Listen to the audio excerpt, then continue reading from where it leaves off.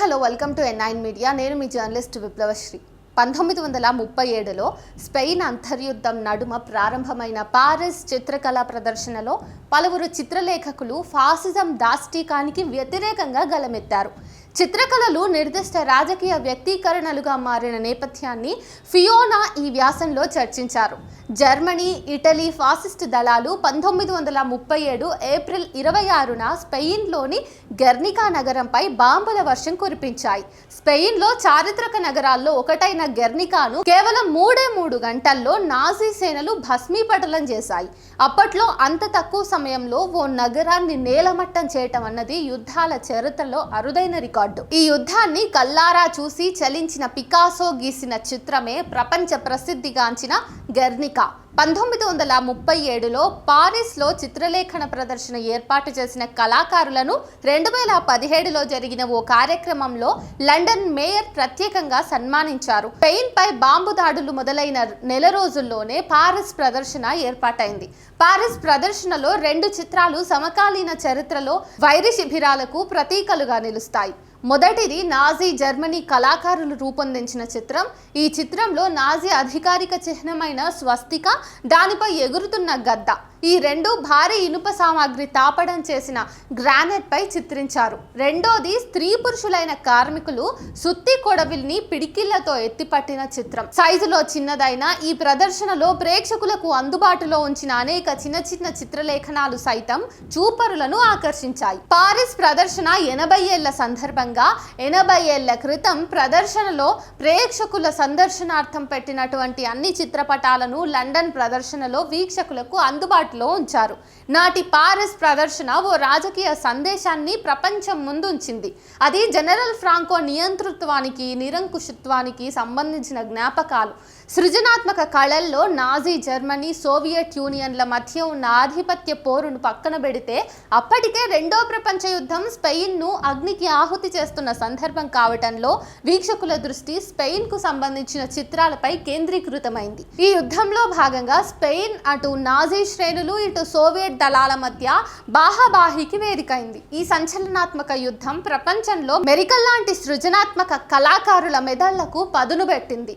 Pablo Picasso, Julio Gonzalez, Joan Miro, Alexander Calder, Alberto Sanchez, Jose గుటన్ Solana వంటి కళాకారులు అద్భుతమైన కళాఖండాలు సృష్టించారు. వీటన్నింటినీ స్పెయిన్ పెవేలియన్లో ప్రదర్శనకు పెట్టారు.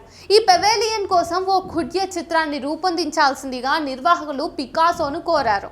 దాంతో ఫ్రాంకో కట్టుకథల మోసాన్ని బహిర్గపరిచే రీతిలో జాతీయోన్మాద వ్యతిరేక కథనంతో కూడినటువంటి చిత్రాల తయారీకి పికాసో పూనుకున్నాడు. గెర్నికా నగరంపై దాడి గురించిన వార్తలు చదివిన తర్వాత ఫ్రాంకో ఫాసిస్టు శక్తులపై సాంస్కృతిక పోరాట చిహ్నంగా ఓ చిత్రాన్ని గీయటం ప్రారంభించారు. చరిత్రలో మొదటిసారి తమ యుద్ధ తంత్రం సాఫల్యతను నిరూపించుకోవడానికి ఏకంగా ఓ నగరాన్నే భూస్థాపితం చేసిన సందర్భమే గెర్నికాపై దాడి అని కళా చరిత్రకారుడు మార్టిన్ వ్యాఖ్యానించారు. ఆ వార్తలు విన్న వెంటనే తన కుడ్య చిత్రం ఎలా రూపొందించాలో పికాసో నిర్ణయించుకున్నారని ఆయన అన్నారు. 2017లో లండన్లో మేయర్ చొరవతో ఏర్పాటు చేసిన ప్రదర్శనలు పికాసో చిత్రాన్ని వీక్షకులకు అందుబాటులో తేలేకపోయినా పికాసో స్నేహితురాలు దోరా మార్ పికాసో ఆ చిత్ర రూపకల్పన సమయంలో తీసిన ఫోటోలను ప్రదర్శించారు. ఈ కుడ్య చిత్రాన్ని పూర్తి చేయడానికి పికాసో నెల రోజుల సమయాన్ని తీసుకున్నారు. ఈ చిత్ర రూపకల్పన సమయంలో పికాసో జాతీయోన్మాద ఫ్రాంకోను సమర్థిస్తున్నారంటూ వచ్చిన వార్తలను ఖండిస్తూ, నేను రూపొందిస్తున్న చిత్రాన్ని గెర్నికా అని పిలుస్తాను.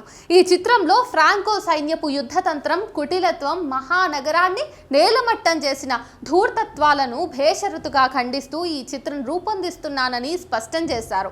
ఈ కుడ్య చిత్రం రూపకల్పనలో పాల్గొన్న వాళ్ళంతా స్పెయిన్ పై నాజీ జర్మనీ, ఇటలీల దాడిని నిరసిస్తూ తమ వ్యక్తిగత స్థాయిలో స్పందించాలని నిర్ణయించుకున్నారు తప్ప రాజకీయ ప్రోద్బలంతో కాదు. ఇది సృజనకారుల సహజ స్పందన అని లండన్ ఎగ్జిబిషన్ పర్యవేక్షకులు జువాన్ మాన్యుయల్ బోనెట్ అన్నారు. 1936కి ముందు పికాసో గాని మీరో గాని రాజకీయ ఆందోళనకారులేమీ కాదు. కానీ స్పెయిన్ పై నాజీల దండయాత్ర వీరిలో రాజకీయ చైతన్యాన్ని పెంపొందించింది. 1937 నాటి కళాఖండాలే వారి తొలి రాజకీయ వ్యక్తీకరణలు. తర్వాతి కాలంలో పికాసో 1944లో ఫ్రెంచి కమ్యూనిస్ట్ పార్టీలో చేరి పనిచేస్తే మీరు 1960 దశకం వరకు ఫ్రాంకో నియంతృత్వానికి వ్యతిరేకంగా సాగే ఉద్యమాల్లో క్రియాశీల భాగస్వామిగా ఉన్నారు. ఈ కుట్యాన్ని రూపొందించటంలో భాగస్వామి అయిన కాల్టర్ రూపొందించిన చిత్రాలు కూడా రాజకీయ భావావేశానికి ప్రతీకలే. తొలుత ఆయన స్పెయిన్ జాతీయుడు కాకపోవటంతో తొలుత కాల్టర్కు ప్రవేశాన్ని నిరాకరించిన తర్వాత నిర్వాహకులు అవకాశం ఇచ్చారు. ఒక ఫౌంటైన్ నుండి మెర్క్యూరీని వెదజల్లేలా ఏర్పాటు చేసిన కుడ్యం కాల్టర్ రూపొందించింది. ఫ్రాంకో సైన్యాలు పెద్ద ఎత్తున మెర్క్యూరీని ఉపయోగించినట్టు 1935 నాటికే ఆధారాలున్నాయి. మారణాయుధాలు తయారీలో మెర్క్యూరీది కీలక పాత్ర. ఈ రకంగా చూసినప్పుడు 1937 నాటి పారిస్ ప్రదర్శనలో ప్రదర్శనకు పెట్టిన ఏ వస్తువు రాజకీయ వ్యక్తీకరణకు, వర్తమాన సమస్యల చిత్రీకరణకు దూరంగా లేవు. లండన్ ప్రదర్శన ఏర్పాటులో పాలు పంచుకున్న మరో చిత్రకారుడు మీరో మనువడు పుణ్యంట్ మీరో తన తాత రూపొందించిన కుడ్య చిత్రం శిథిలమైతే దాని నమూనాను పునర్నిర్మించి లండన్లో ప్రదర్శించారు. ఓ రైతు తల పచ్చలైన చిత్రాన్ని మీరో చిత్రకారులు ప్రదర్శిస్తారు. స్పెయిన్లో జరిగిన దుర్ఘటనల పట్ల వ్యక్తమైన నిరసన రూపమే ఈ చిత్రం. ప్రచారాందోళన రూపాలుగా గెర్నికా, రీపర్, తర్వాతి కాలంలో ఈ చిత్రాలు ఫాసిజానికి వ్యతిరేకంగా సోవియట్ రష్యా రూపొందించిన ప్రచార ఆందోళన సామాగ్రిలో అంతర్భాగమయ్యాయి. ఈ కుడ్య చిత్రాలన్నీ నికార్సైన రాజకీయ ప్రచార సాధనాలుగా మారాయి. కవి జోస్ బెర్మానీ అభిప్రాయంలో గెర్నికా కేవలం ఓ చిత్రం కాదు, అది ఒక గ్రాఫిటీ, మహాద్భుతమైన చిత్రకారుని కుంచె నుండి జాలువారిందని వ్యాఖ్యానించారు. అప్పట్లో యుద్ధకాలంలో నాసిరకం గుడ్డ మీద గీసిన ఈ కుడ్య చిత్రం ఎప్పుడో కాలగర్భంలో కలిసిపోయి ఉండేది. ఈ కళాకారులు కుడ్య చిత్రం రూపొందించేటప్పుడు పెవెలియన్ తీసేయగానే ఈ చిత్రం కూడా తీసేస్తారన్న అభిప్రాయంతో ఉన్నారు. కాబట్టి పెద్దగా భారీ వస్తువులు ఉపయోగించలేదు. గెర్నికా, రీపర్ చిత్రాలను తర్వాత లండన్ అక్కడి నుండి అమెరికా పంపాల్సి రావటంతో నేటికి బతికి బట్టగట్టాయి. తర్వాత 1938 ప్రాంతంలో గెర్నికా చిత్రాన్ని యావత్ ఇంగ్లాండ్లో ప్రదర్శించారు. స్పెయిన్లో ప్రజాస్వామ్యం పునరుద్ధరించబడేంత వరకు ఈ చిత్రాన్ని స్పెయిన్కు తీసుకురావద్దన్నది పికాసో అభిప్రాయం. నిర్దిష్టమైన రాజకీయ వ్యక్తీకరణే నాటి నుండి గెర్నికా చిత్రాన్ని అధ్యయనం చేసిన పలువురు చిత్రకారులు పలు రకాలుగా వ్యాఖ్యానాలు చేశారు. స్పెయిన్ యుద్ధాన్ని, అందులో చనిపోయిన ప్రజలను, ఛిద్రమైన గెర్నికా నగరాన్ని, దేశ భవిష్యత్తును ఏకకాలంలో ప్రతిఫలించే చిత్రం ఇది. భవిష్యత్ యుద్ధాలపై కూడా ఇది చెప్పని వ్యాఖ్యగా మిగిలిపోయింది. ఈ చిత్రం ద్వారా పికాసో చిత్రం ప్రాచీన కాలం నుండి జరుగుతున్న యుద్ధాలు, అందులో చితికిపోయిన నగరాలు, జీవితాలు ప్రతిబింబిస్తుందని ఫ్రాన్స్ కు చెందిన కవి మైఖేల్ లీర్స్ అభిప్రాయపడ్డారు. ఈ చిత్రంలో క్రోధం, క్షోభే కాకుండా ఆశా కిరణాన్ని కూడా ప్రదర్శిస్తుందని మార్టిన్ అన్నారు. ఈ చిత్రంలోని దీపం పట్టుకున్న మహిళే చీకటి నుండి సమాజానికి వెలుగురేఖలు ప్రసరించే మార్గం ఉందని కూడా పికాసో సందేశం ఇచ్చినట్టుగా ఈ చిత్రం మనకు చెప్తుందని అన్నారు. చారిత్రకంగా చూసుకున్నప్పుడు గెర్నికా చిత్రానికి ఓ వారసత్వం కూడా ఉంది.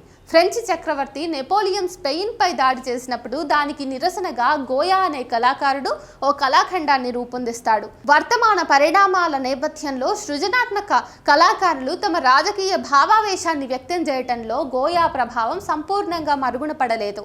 పికాసో కూడా గోయా చిత్రలేఖనంతో స్ఫూర్తి పొందారు.